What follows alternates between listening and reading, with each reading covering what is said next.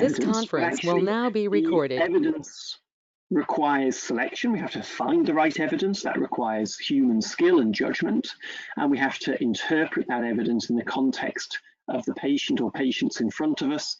That takes expertise. And we also have to weight that evidence with our experience. If the evidence is particularly poor, it may well be that personal experience, or if the evidence is inapplicable, from a population that's very different, actually we may weight our expertise greater. And we also have to think about the practicalities of whether we can use the evidence in our environment. The process that we go through in evidence-based medicine as the sort of canonical flow chart is always starting with a clinical scenario. And we only really enter the process if we recognise that we're uncertain about something. And if we don't do that, then we'll never bother asking questions. So we have to have a scenario that gives us some uncertainty, and then we have to distill that down into a focused question that's answerable by the scientific method.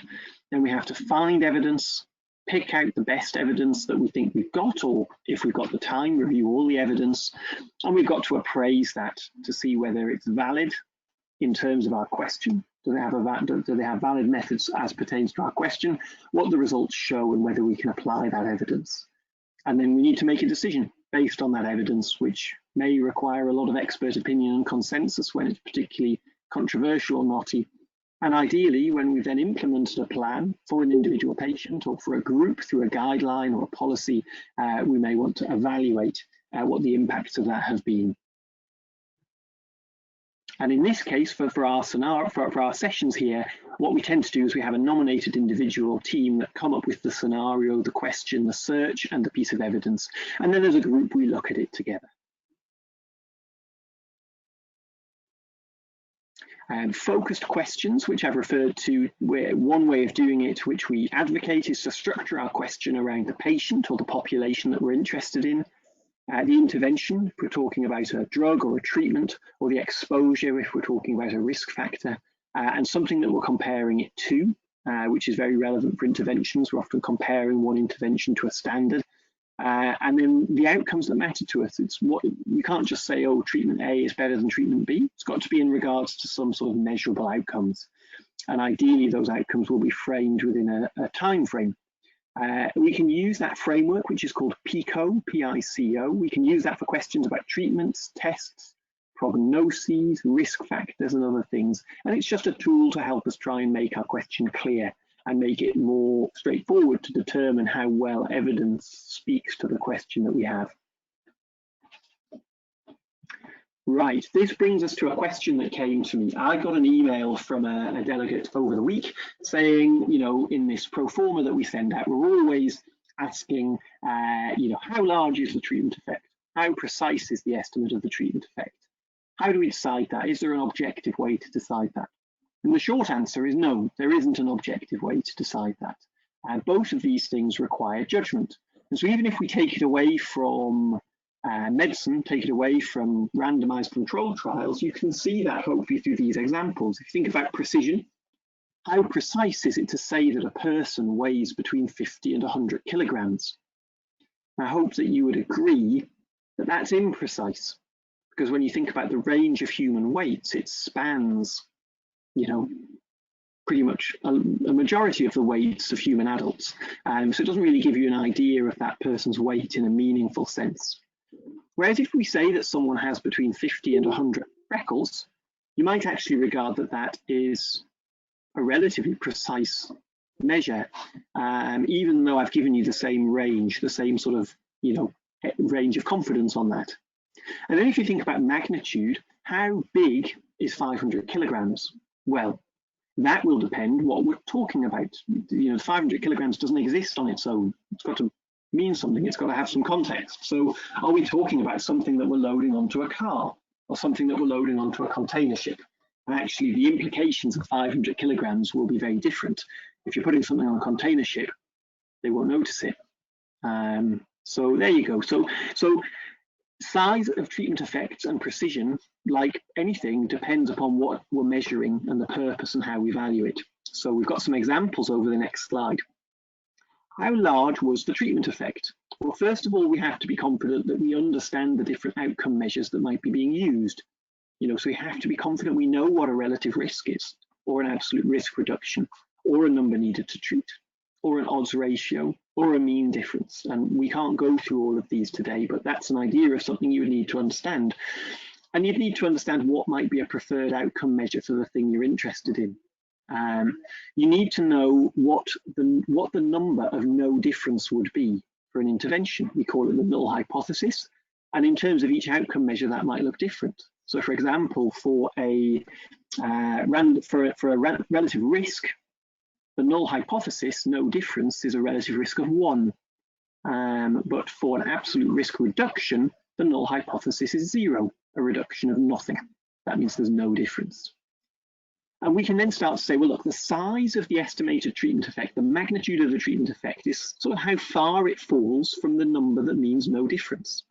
So a relative risk of 0.6 is 0.4 away from 1, which is no difference. And it means the risk has been reduced by 40%. And I guess in general, you'd say that's a large reduction. But exactly what you consider as a large effect will involve a value judgment based on the importance of the outcome. So for example, a 5% absolute reduction in the risk of death would be a big deal, but a 5% reduction in the risk of having rhinorrhea might not be important. But here I'm only talking about single numbers. I'm talking about point estimates that come from a study. And actually none of this makes any sense unless we have an idea of how precisely that is being measured. So how precise is our estimate of the treatment effect? Well, first of all, we have to go back to the basics of statistics and inference and remember that a sample only gives us a point estimate of what we're trying to measure in the wider population, and it's subject to chance variation. Just like if we do 10 ton tosses, we'll quite frequently get more or fewer than 5 heads. So we need to have an idea where the true value of the thing we're measuring is likely to sit. And for this in statistics, in this kind of statistics anyway, we use a confidence interval, usually the 95% confidence interval. And that interval is calculated such that if you repeated the study 100 times, then the true value should be within that interval 95 out of 100 times. So it gives us an idea of where we think the true value is likely to be. And in terms of our hypothesis testing, that, there was a significant difference or not, we basically say, well, if the confidence interval includes our no difference value, which for a relative risk is 1, then we say actually, we can't even conclude that there's really a difference between the people who received one treatment and another. We would say it's statistically insignificant. But precision is not really the same as significance. They're two slightly different concepts, which we'll illustrate on the next page. Now, small text here, I do apologise. But essentially, precision is a subjective judgment based on the width of the confidence interval. And the example I'm giving here is actually from the heavily publicised UK trial, which included dexamethasone as a treatment for adults with COVID. And they reported the headline figure here that dexamethasone reduced deaths by 1/3 in ventilated patients. They gave a rate ratio, which is effectively, I think we can treat it as a relative risk, of 0.65, and the 95% confidence interval went from 0.48 to 0.88. And they also gave a p-value. Now, we can also, if you understand the way confidence intervals work, you will know that the p-value there has to be less than 0.05 because the confidence interval excludes 1. And if you look at the limits, it goes from 0.48 to 0.88. So you could express that by saying, we believe that the true effect size lies somewhere between a 12% and a 52% reduction in mortality. Now, what do you think? Is that precise? We may have different opinions on that. That's fine. But the pragmatic way to think about precision is if the true effect were a 12% reduction or it was a 52% reduction, would they change what you do? Would you give dexamethasone because it was 12% reduction? Or would you give it with a 52% reduction, but not with a 12% reduction? So actually, I think with dexamethasone and mortality in COVID, you would say actually, whether it's a 12% reduction or a 52% reduction in mortality, we'd want to give the dexamethasone. So pragmatically, it's precise enough to tell us what to do. Now we can look at the same thing in terms of other ways of expressing the outcome. So I've just flipped the numbers around there. In terms of an absolute risk reduction of death, it's actually 12.5 percentage points, and the confidence interval is between 4 and 18 percentage points. For the number needed to treat to prevent one person dying, the point estimate is 8, and the confidence interval goes from 5 to 23. And again, I would look at that and say, whether I have to give 5 people dexamethasone or 23 people dexamethasone to prevent one death, I'm going to do it. Now, let's imagine that the same results had actually come from a study of a safe but expensive vaccine for bronchiolitis. And I've put a moderate expensive figure there on the bronchiolitis vaccine. If it gave us a 12% reduction in the incidence of bronchiolitis, I'm not sure you would justify it for rollout in the general population, but you may justify it for giving to high-risk individuals. If it's a 52% reduction in the incidence of bronchiolitis, actually £250 might be worth it, might warrant a rollout at a population level. So in that case, the same result, we might say that it's statistically significant, but it's not precise enough to guide our decision making. And finally, remember that an insignificant result can still be precise. So I've given you an example here. We had a point estimate that the relative risk was 1.01, and the confidence interval went from 0.99 to 1.03. We would say there is no significant difference in the risk in the two groups, but actually the confidence interval is tight. And that is something which we would call equivalence. We would say actually the tight confidence interval around 1 is saying that the outcomes really look very similar for both treatments. So that's taken up a bit of time today, but I thought it was worth going through. Does anyone want to chip in by voice or by chat, by text, any questions about that? Because actually today's paper is fairly short.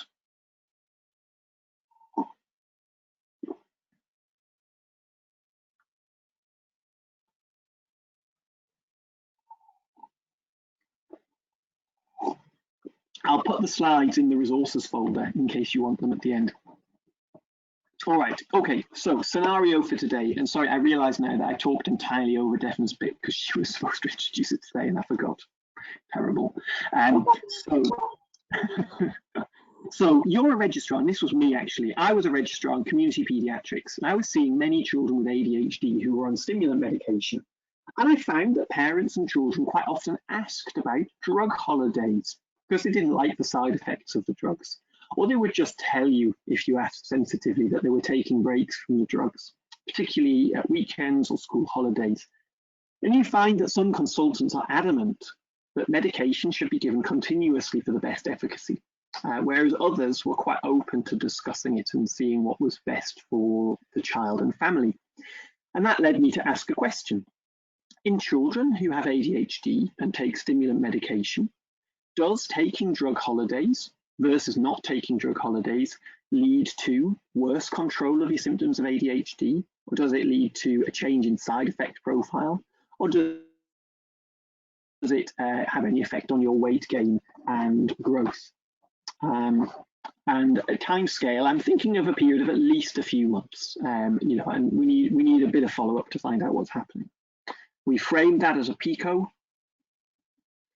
Children with ADHD on stimulant medication is the population. The intervention is drug holidays. The comparison would be no drug holidays. And the outcome would be symptom control, side effects. And I've just summarized weight gain and things as anthropometrics. All right. So I did a search. I went on PubMed. I put in drug holiday with an asterisk to try and catch holiday and holidays. And I combined it with the terms ADHD as an abbreviation and just attention deficit in quotes. I could have done some other fancy stuff like mesh terms, but I just did something quick. Got 24 results, not many more than I found 5 years ago. And there were only 2 randomized controlled trials in here. There was lots about clinicians' attitudes and lived experience, which might be useful, but only 2 randomized controlled trials. One of them, the newer one, which I hadn't seen, was actually focused purely on the issue of weight gain or weight loss, and was looking at a cohort of children who had had significant fall off in growth parameters while they were on treatment. So it was looking at holidays as a rescue and its effect on weight. So I thought that's a bit too narrow for the question I was asking. Whereas the first trial up there, weekend holidays during methylphenidate use in ADHD children, was small, from 2004 in Brazil, but it was very directly related to the question that I was asking. So that was the study I went for. But if you're interested, you might want to look up the other study and see what that found in terms of growth parameters.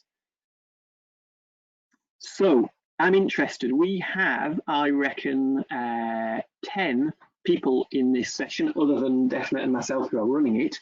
What are your views on drug holidays from stimulant medication in ADHD? Or what's your experience? Is it something you found people are averse to, in favour of? What's your personal opinion? Case by case, offer it to everyone.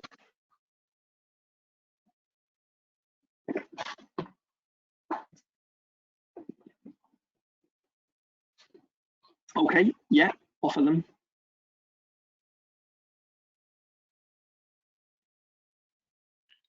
I think some families just choose to do the drug holidays, as you were mentioning previously as well. Yeah, pragmatically, some just do it, whatever you say.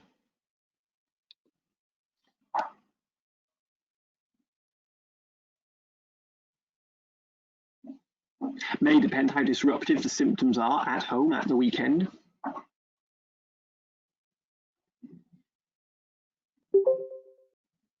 Any other thoughts? You can type.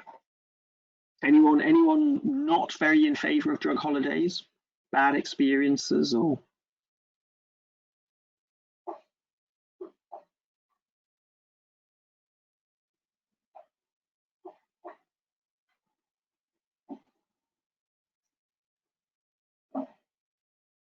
Right, we'll move on. So your mission today. So the paper that I mentioned, I'm going to share with you. Now here is a Dropbox link. As long as you're not in certain NHS trusts, that should work fine, and you should find a paper and an appraisal framework in there. If you have any struggles, these are the direct links to the PubMed record and to the appraisal framework, but you may need a login to be able to download the paper. If you can't get the paper, type your email address in and I will email it to you. I would also like you ideally to follow this link to a random number generator, and it will give you a 1 or a 2. And that means basically that we get an even spread of people looking at different aspects. And if you get a number 1, we'd like you to consider the validity of this study as regards our question. And if you get a number 2, I'd like you to consider the results that are in this study. And the way that we'll do that is that everyone should read the abstract. We all ignore the introduction and the conclusions. And then if you're looking at validity, have a look at the methods section and the demographics table. And if you're looking at the results, look at the results. And if you have time within the 20 minutes or maybe a little bit less that we offer, then you can by all means move on to the other task. There is a confusion with this paper in that they used placebo at the weekend for the holidays group. So the intervention group who are receiving the drug holidays are called the placebo group. Don't be confused by that. So placebo means intervention in this study. Bit of a headache. All right. What do we mean by validity? Just to remember, this is about thinking about the study and whether its results are to be trusted for the population that they were studying. So essentially, are there factors in the way that the study was run that might cause its estimates to be biased in terms of maybe how they measured the outcomes, maybe how blinding was done, something like that. And when you're looking at the results, you want to say, what are the estimates of the effect or the relationship from the study, and how precise are they? Now, I'll level with you here, this study does not necessarily give you those in very interpretable means. So there's a little bit of looking at graphs and looking at numbers and things. I'm actually trying to do some maths in the background to see if I can calculate some of our more meaningful numbers, but I haven't got there yet. And then when we come back together and present that, we'll then think about the applicability of this study from Brazil to children with ADHD in our clinics here. Are there reasons why this evidence may or may not apply? All right, so you can use the pro forma to help guide your questions. We'll give you, I would say it's 23 minutes past, we'll give you until just gone 20 to 2. and then we'll talk through it as a group. We'll have some slides going around on the screen, which just give a bit of background information and remind you of the question. And we're all available through text, so you can chat to us in this box if there are things that are causing you a headache and you'd like us to try and explain in the next 17 minutes. I'm going to shut up and turn off my camera and leave you all to the work. Please message us with any problems or questions.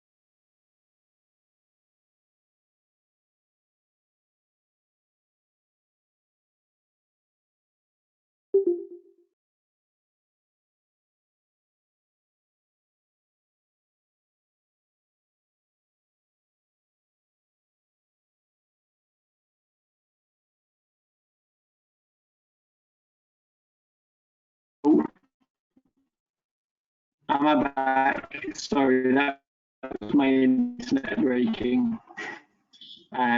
So it should be time for us to move over to the pro forma and start giving our feedback.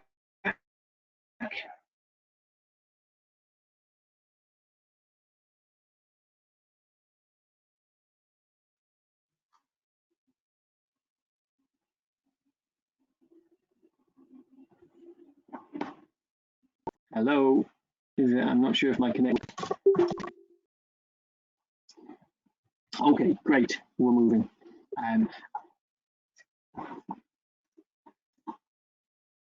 Thanks, Noella.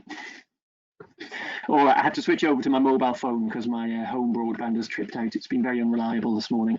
Okay, so for those who looked at the validity of this study, first question, did this study address a clearly focused issue? You can speak or you can type as per your wishes.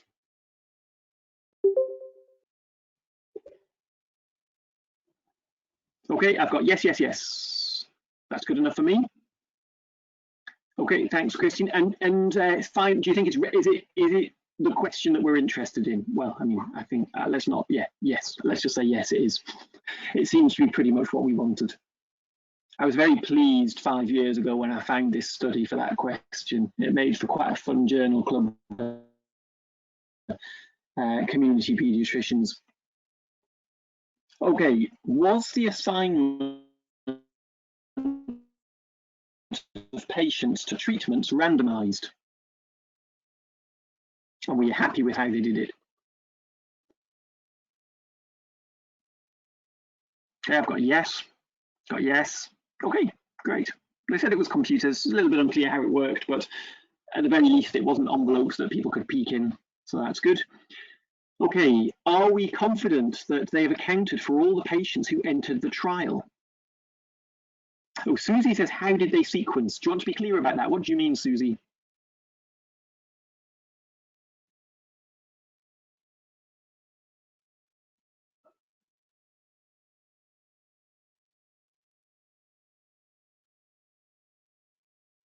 Oh, okay, no, they mentioned nothing about blocks, and the fact that they got 19 in one group and 21 in another group, my sense is I'm guessing it probably wasn't, and for such a small study, I guess actually for a small study you run more risk of imbalance, but it doesn't sound like they use block randomization. Maybe the software they used would tell you, because it sounded like it was a commercial package. Okay, could they account for all of the patients who entered the trial at its conclusion? Hannah's just said yes. Okay. Yeah. Okay, Noella says yes. It's as long as you take it that the 40 people they refer to are the only people who were recruited. And it's funny, we love to see those little flow charts which tell you about how many patients were approached, how many declined, how many signed the consent form, and so on and so forth. And you get an idea of whether they've, whether they've had a good, whether recruitment went well or whether it was a struggle to recruit. And whether the exclusions resulted in lots of people not being able to be in the study.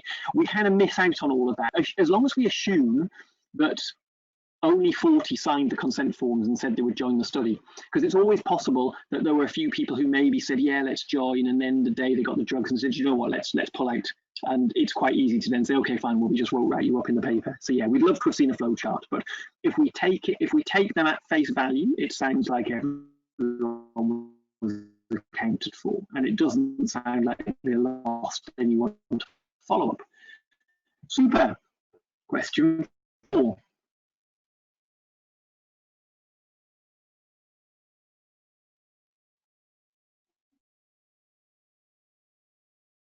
Andrew, you there?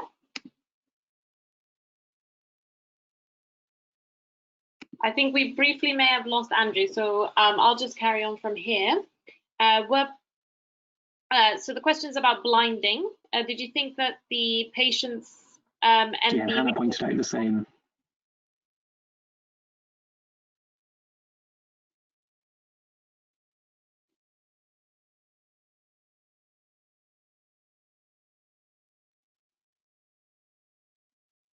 Yeah, Hannah says yes.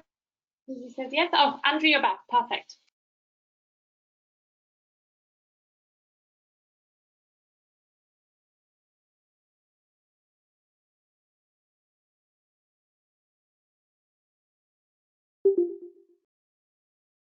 I'll just, yep, so there's been blinding of everyone involved in the study. Yeah, have you asked the question?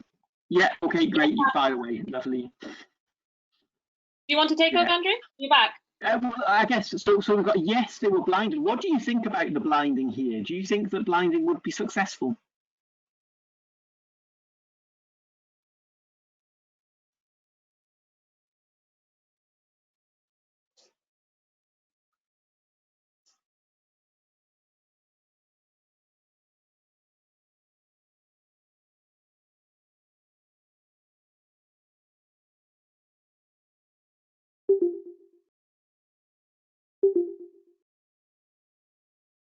Yeah, so we overall thought that too. We just thought that perhaps those who are taking the medication may actually know the effect of a stimulant. You know, they feel more able to concentrate shortly after it. So because it goes on for a time period, it might be that they know which one's a placebo and which one is not. So that was one thing that we wanted to consider. Can you completely blind the participant from this? But generally speaking, they tried to, and they took all the precautions to be able to do that as well. So that's so we thought that that was yes. And then the second part was, sorry, the next question is, were the groups similar at the start of the trial? So here is when we look at the first table. Yeah, 3-2. I think Susie was referring to the patients themselves who are taking it, but you're right, the actual research participants wouldn't have been tasting them. Yep, so the demographic tables are very similar, says Hannah. Can I just check, because there are no p-values, I mean, I agree that they are completely similar, but when you look at them, there's actually no p-values telling us if they're significantly different or not.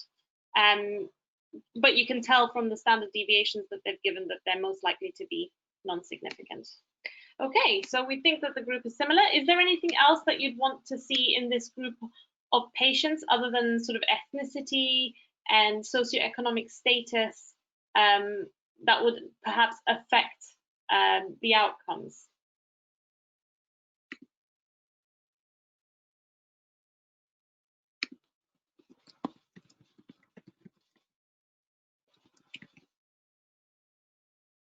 I think everyone's happy that those demographics are sufficient for us to say that we're similar enough to continue. Now, the next question is, aside from the experimental intervention, were the groups treated equally? What did you think about this?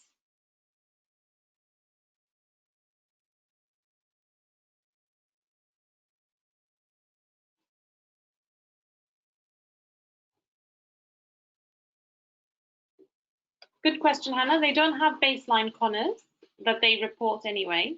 I guess it's just, other than receiving the intervention, was there anything different that was done? In terms of the tests that were given, the timings of the tests that were given, were they given to the teachers, the same teachers? Were they given to the parents? Are the parents consistently reporting it? So in that way, they try to reach both groups equally at the same time periods with the same tests. So overall, we thought they were pretty equally treated.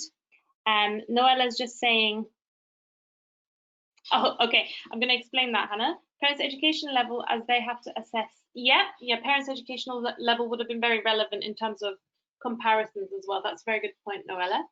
Hannah, CBCL and TRF means the teacher report form is the TRF, and then the CBCL is the behavior checklist, which is part of the Connors, basically. It's like an abbreviated form that they used. Both were Connors and standardized, and they were given to both groups. So in terms of the groups being treated equally, we would say overall, yes. Do you agree? Before I move on to the results section. I think everyone is agreed. Excellent. So let's get to the results. So let's now talk about the treatment effect itself.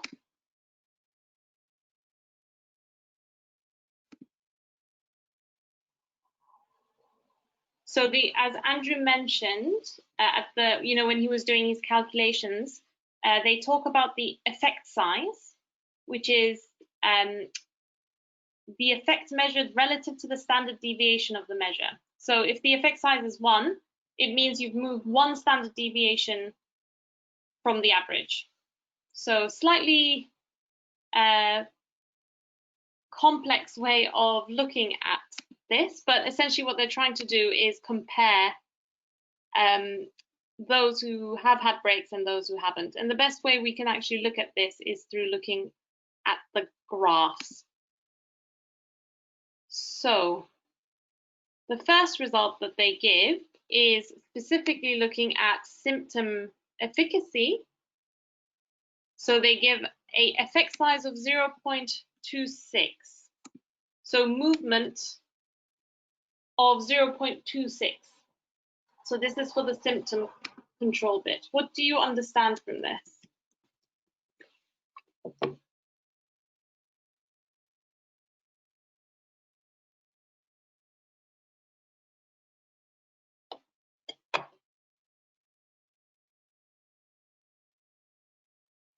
So essentially what they're saying is, I just want to make sure that I've got the right part.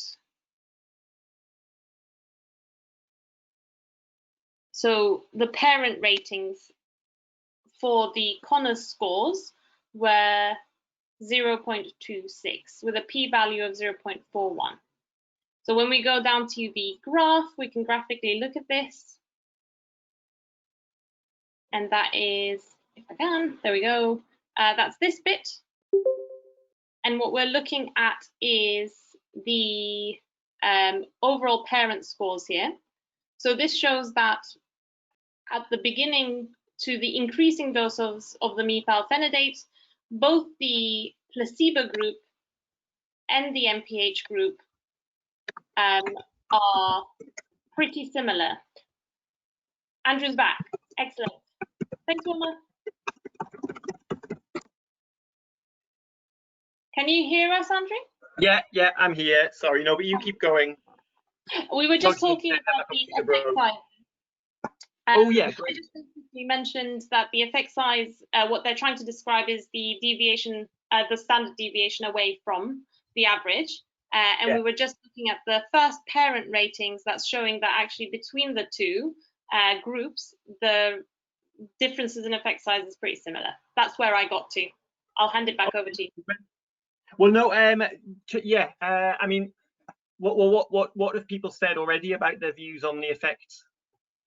So no one said anything about the their views yet. I was just going through what it might mean, just because it's a little bit of a complicated one that we're not used to. Yeah, I mean, yeah, I think the hardest thing is, number one, that they've given effect sizes rather than along the scale of the measure on the Conners scale. So it's just recognizing that the effect size is saying how many standard deviations you've moved. They then give that they give it overall for baseline to end of treatment, and what you see is that the effect sizes, you know, give different numbers, but they're not comparing those. They're just saying that yes, everyone improved. Well, that's fine. But then it's, if you get to the bottom of page 199, it then tells you about the comparison between the endpoint ABRS ratings between the methylphenidate group and the holiday group. And the bottom of that paragraph. No, further down. This bit. However, no significant difference. Yes. So this is the bit that I went away and used to get some confidence intervals, because it's a little bit, basically they say there's no significant difference between the two groups at the end point. Well, that's great, but actually you have the issue of power. It's a small study, so it may be that they don't find a difference because the confidence interval is really, really wide. And so I went to that BMJ article that I pasted the link to, and you can use the p-value and the effect size to put a confidence interval around it. And you will have seen that both of the confidence intervals were, you know, they didn't really go beyond ±1 by much. So it's basically saying that we can be fairly confident that the two groups were within a standard deviation of each other. So that to me is saying that, you know, even with such a small study, we can be fairly confident that there's no major difference between the two groups.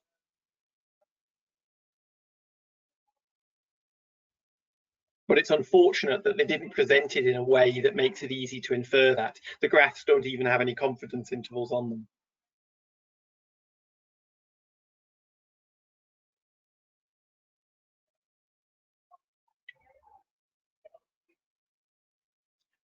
I'm just going to, just because so that's kind of precision, it's where we put the confidence interval on. Andrew, I just wanted to double check with everyone if, because everyone was kind of quite active contributing, and then with the results section, they've gone silent. Yeah, so I just wanted to make sure if everyone's happy with that explanation.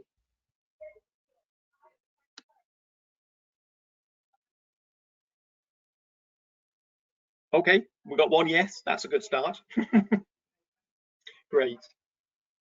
All right, super. So I guess we've talked a little bit about precision then. So that's now, we're doing quite well, 2 minutes to go. Do you think these results from this Brazilian study, which is small, potentially limited, do you think that we can apply those to people coming to our clinics with ADHD, talking to us about drug holidays?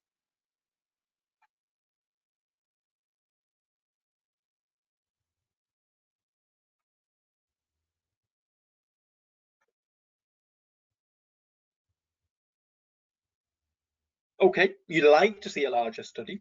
Yeah, I mean, we could almost always, we could say that.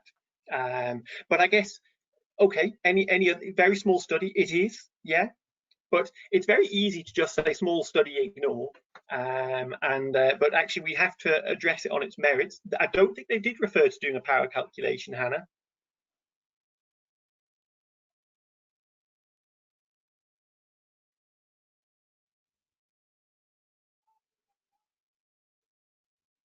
But I think, so if you're starting from, I think the impression I got was that we all started from the point of view of saying we felt that it was something that could be considered on a pragmatic basis. I don't think anyone said no, dead against drug holidays. So does this make you feel more or less comfortable with drug holidays? Okay, yeah, so Hannah thinks, yeah, more comfortable. And I think that's certainly what happened to me when I read this paper, because I started out by thinking, well, just from biological principles, you think, well, look, these drugs are, their effect on concentration and behavior is primarily, we believe, through their short-term stimulant effect, not necessarily through long-term effects on the brain. So it stands to reason to me that they should be effective if they're taken on the day that you need the effect. And if you don't need it at the weekend and you don't take it, why should that have any big effect on your long-term, outcomes? Or why should it have any long-term adverse effect? So I guess I started from a feeling, from feeling that actually this was appropriate. And then the evidence, although it's a small study, it actually is, you know, we're seeing clear benefit in both groups regardless of the holiday, which is reassuring.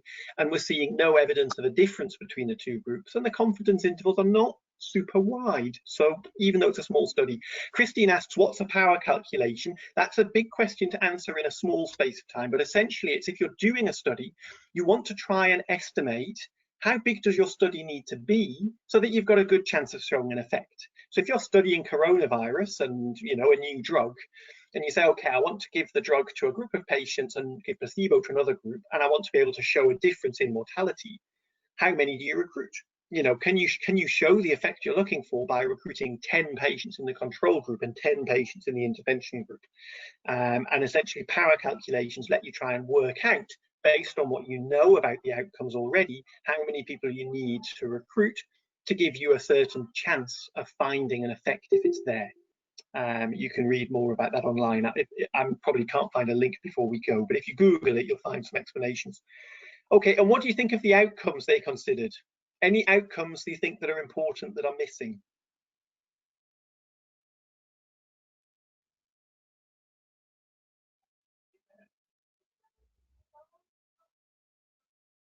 I think going back to the beginning, we talked a lot about weight. Weight is a very significant side effect. Yes.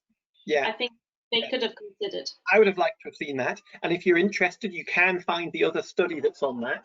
I'm just wondering if I don't have the link to hand, so I can't paste it, but it's very easy to find on PubMed if you do a search like my one. So yeah, weight. I would have loved to know satisfaction.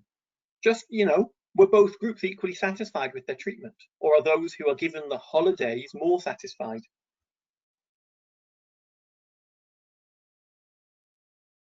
Did we mention side effects, by the way? Because what was side effects, if we didn't, if you look at it, what you find is that in all cases there's no significant difference in side effects, but the trend, if you trust it, is in favor, and it's consistent actually across the time course.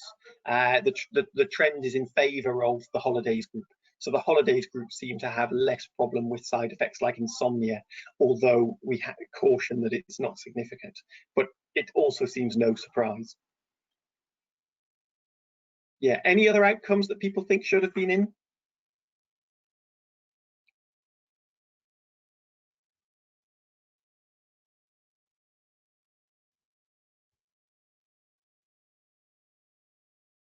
Well, so, okay, I think final question, 11, or maybe the final one. Do we think that the benefits are worth the harms and costs? So assuming we've got a patient, satisfaction, you can assess satisfaction. So you don't need to tell them what they've received. You just ask each person, how satisfied were you with your treatment? You know, a rating scale.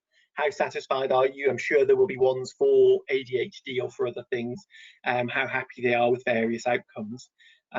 My suspicion is, though, that this study would have unblinded very quickly, because I think the children would know if they were taking placebo or not at the weekends. And I actually don't think that's really much of a problem. Yeah, it'd be lovely to know whether it affects educational outcomes. I agree.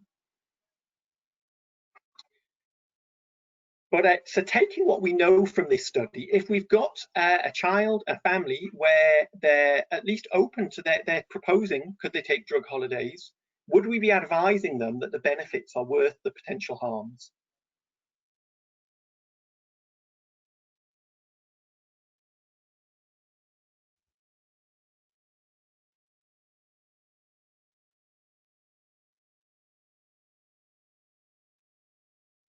I mean, I think I could say there's some weak evidence, you know, that it's not causing a problem.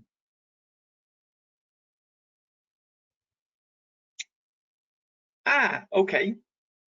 But in a sense, Hannah, that's potentially the good thing here. It may not be a total equivalent study, but the no significant difference and the confidence intervals not being super wide is saying actually there's no real evidence of harm. And there's still evidence that they benefit in a very similar way from the drug. So to me, it makes me feel quite relaxed, but I'm not a specialist. What interests me is that drug holidays are only mentioned in one place in the NICE guidance. I checked. They're only mentioned in the context of withdrawing, when you think that the drug is no longer necessary. They're not mentioned in the context of ongoing treatment. And it surprises me that that's not something on which they've taken an expert opinion position even. But there you go. So yeah, I think my sense is with you, Geraldine. You know, if side effects are significant, certainly that's going to push me in favour of that, and in particularly with the absence of any evidence of harm. Super. Any more questions, Daphne? Have we hit the end? At the end. Great. In which case, because I'm on the wrong computer, Daphne, could you copy and paste the feedback link and the resources links into the chat? Because I can no longer do that. Yes. We always like to just give you some pointers to some online courses and to some other resources that help with your evidence-based medicine learning. Yeah, that bottom chunk, survey all the way down. No, include the survey as well. Yeah, that's it. Yeah, if you can copy that across into the chat, that would be great. So yeah, I mean, you know, I appreciate you may all get very tired of giving feedback. So if you fed back to us repeatedly, don't just keep endlessly doing it. But you know, if you haven't given us feedback before, you've got something you'd like to say, please share it. We do like to try and modify and correct feedback. I'm sorry that we didn't get this paper out in advance. This was a bit hastily put together. We'll try and do better next week. Let's conclude.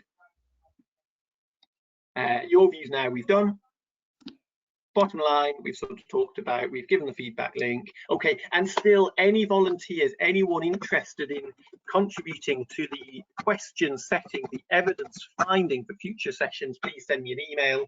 Tell me what you're interested in. You know, there's all the weeks coming up. Some of them we've got people, some of them we haven't. Great to have you all here. Thank you for your participation. Sorry for overrunning and sorry for my dodgy internet connection. And thanks, Daphne, for saving us. Thank you, everybody. Cheers all. Bye-bye. Bye-bye.